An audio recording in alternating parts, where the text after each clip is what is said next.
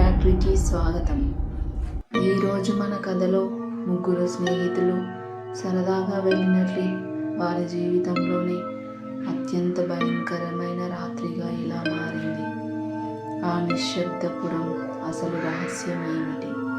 ఈ కథ విన్నాక మీరు కూడా రాత్రిపూట ఒంటరిగా ప్రయాణం చేయాలంటే ఒక్కసారి ఆలోచిస్తారు.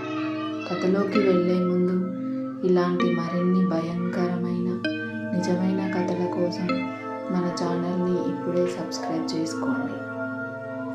ఇక కథలోకి వెళ్దాం. అజయ్, వినయ్, స్నేహ ముగ్గురు ప్రాణ స్నేహితులు ఒక వారాంతరంలో నగరం నుండి దూరంగా ఉన్న ఒక దట్టమైన అడవి ప్రాంతానికి ట్రిప్కి వెళ్ళాలని నిర్ణయించుకున్నారు. అజయ్ తన పాత జీప్ను సిద్ధం చేశాడు. ప్రయాణం ఉత్సాహంగా మొదలైంది. కానీ సాయంత్రం 6 గంటలు దాటాక అడవి లోపలికి వెళ్ళే కొద్దీ దారి తప్పిపోయారు. ఫోన్లో సిగ్నల్ లేదు. గూగుల్ మ్యాప్స్ పనిచేయడం ఆగిపోయాయి. చుట్టూ ఎత్తైన చెట్లు, చీకటి పడుతున్న కొద్దీ వినిపిస్తున్న వింత పక్షుల అరుపులు వారిలో భయాన్ని పెంచుతున్నాయి. అప్పుడే దూరంగా ఒక చిన్న వెలుతురు కనిపించింది. దగ్గరికి వెళ్ళి చూస్తే అది ఒక పాత గ్రామం. ఆ ఊరి బోర్డు మీద నిశ్శబ్దపురం అని రాసి ఉంది. ఊరిలోకి అడుగు పెట్టగానే ఒక వింత అనుభవం ఎదురైంది. రోడ్ల మీద మనుషులు తిరుగుతున్నారు, కానీ ఎవరూ ఒకరితో ఒకరు మాట్లాడుకోవడం లేదు. అందరి ముఖాల్లో ఒక రకమైన శూన్యం కనిపిస్తుంది. అజయ్ ఒక వ్యక్తిని ఆపి, దగ్గరలో ఏదైనా హోటల్ లేదా ఉండడానికి చోటుందా అని అడిగాడు.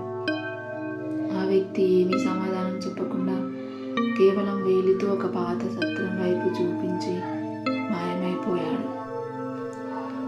ఆ సత్రం చాలా ఏళ్ల నాటిది. లోపలికి వెళ్ళగానే ఒక ముసలమ్మ వారికి ఎదురైంది. ఆమె కళ్ళు చాలా లోతుగా భయంకరంగా ఉన్నాయి. ఆమె వారికి ఒక గది ఇచ్చింది, కానీ ఒక హెచ్చరిక చేసింది. రాత్రి 12 గంటల తర్వాత బయట ఏం శబ్దం వచ్చినా కిటికీలు తెరవకండి. ఎవరైనా పిలిచినా సమాధానం చెప్పకండి. ఇక్కడ రాత్రులు మనుషులవి కావు అని చెప్పి వెళ్ళిపోయింది. ముగ్గురు స్నేహితులు అది విన్నప్పుడు నవ్వుకున్నారు, కానీ మనసులో ఎక్కడో భయం మొదలైంది.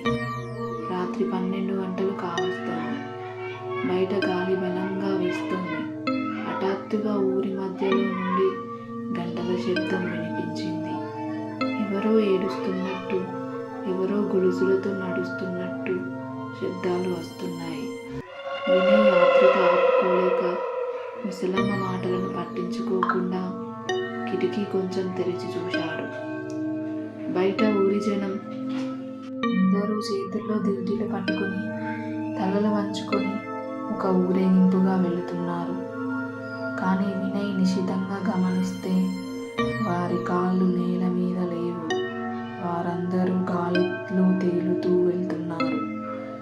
వారి వెనుక ఒక నల్లటి నీడ వికటంగా నవ్వుతూ వారిని నడిపిస్తోంది. అప్పుడే ఆ ఊరేగింపులో ఉన్న ఒక వ్యక్తి ఆగిపోయి నేరుగా వీరి కిటికీ వైపు చూశాడు. అతని ముఖం మీద చర్మం ఊడిపోయి కళ్ళు రక్తంతో నిండి ఉన్నాయి. వినయ్ భయంతో కిటికీ వేసేసి కింద పడిపోయాడు. సరిగ్గా అదే సమయంలో వారి గది తలుపు మీద ఎవరో గట్టిగా కొట్టడం మొదలుపెట్టారు. బయట నుండి అజయ్ తండ్రి గొంతు వినిపించింది. అజయ్, తలుపు తీరా, నేను మీ నాన్నని, లోపలికి రానివ్వు అని. అజయ్ తండ్రి ఊరిలో ఉన్నాడు, ఇక్కడికి ఎలా వస్తాడు అంటే అది అతని తండ్రి కాదు. ముసలమ్మ మళ్ళీ వచ్చి గది బయట నుండి గట్టిగా అరిచింది. వాళ్ళ మాటలు నమ్మకండి. 50 ఏళ్ల క్రితం ఈ ఊరిలో ఒక పెద్ద అగ్ని ప్రమాదం జరిగింది. ఊరి జనం అందరూ సజీవ దహనమయ్యారు. అప్పటి నుండి వారు ఆత్మలుగా ఇక్కడే తిరుగుతున్నారు. వారికి కొత్త ప్రాణాలు కావాలి. మీరు ఇక్కడి నుండి పారిపోండి అని చెప్పింది. ముగ్గురు భయంతో గది వెనుక ఉన్న చిన్న కిటికీ ద్వారా బయటకు దూకారు. అడవి మార్గంలో ప్రాణాలకు తెగించి పరిగెత్తుతున్నారు. వెనుక నుండి ఆ ఊరి జనం అందరూ మాతో పాటే ఉండిపోండి, మాతో పాటే ఉండండి అని అరుస్తూ వెంబడిస్తున్నారు. ఆ దయ్యాల అరుపులు అడవి అంతా ప్రతిధ్వనిస్తున్నాయి. చివరకు వారు మెయిన్ రోడ్ మీదకు చేరుకున్నారు. అక్కడ ఒక పోలీస్ జీప్ ఆగి ఉంది. ముగ్గురు పరిగెత్తుకుంటూ వెళ్ళి ఆ పోలీస్ ఆఫీసర్ని పట్టుకున్నారు. సార్, కాపాడండి, ఆ ఊరిలో దయ్యాలున్నాయి, మమ్మల్ని చంపేస్తారు అని ఏడుస్తూ చెప్పారు. ఆ పోలీస్ ఆఫీసర్ నెమ్మదిగా వెనక్కి తిరిగి తన తల మీద ఉన్న టోపీ తీశాడు. అతని తల వెనక వైపు కూడా ఒక ముఖం ఉంది. ఆ ముఖం క్రూరంగా నవ్వుతూ ఇలా అంది, మరి ఈ ఊరి నుండి ఎవరైనా బయటకు వెళ్ళడం ఎప్పుడైనా చూశారా అని. అప్పుడు వారు చుట్టూ చూస్తే వారు రోడ్డు మీద లేరు. మళ్ళీ అదే పాత సత్రం ముందు నిలబడి ఉన్నారు. ఆ ముసలమ్మ కూడా అక్కడ నిలబడి నవ్వుతోంది. వారు ఎప్పటికీ ఆ ఊరిలోనే ఉండిపోవాలని, వారు కూడా ఇప్పుడు ఆ ఆత్మల్లో భాగమేనని అర్థమైంది. మరుసటి రోజు ఉదయం ఆ ఊరి బోర్డు మీద నిశ్శబ్దపురం అనే పేరు కింద 3 కొత్త అతిథులు అనే రక్తంతో రాసి ఉంది.